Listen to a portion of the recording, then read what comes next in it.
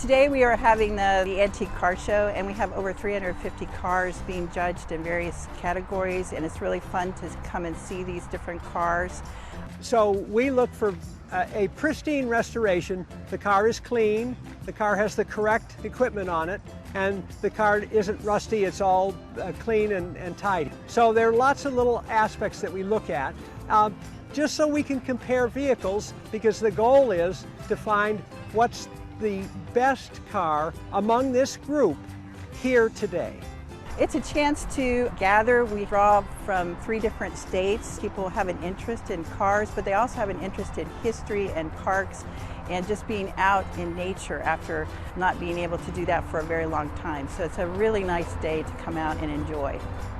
So my father was a huge car fan. He loved fast cars, muscle cars, and he would come to this show every year.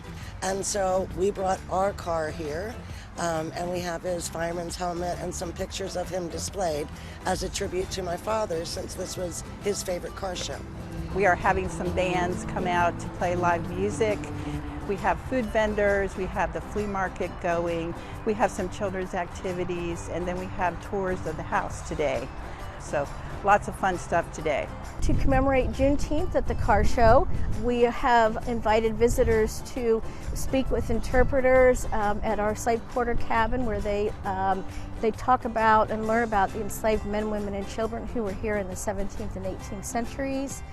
We'd love to have people come back. We do so many different programs at Sully. We have children's programs, we do regular tours, we do other special events and picnics and things, and we'd love people to come back and enjoy this park.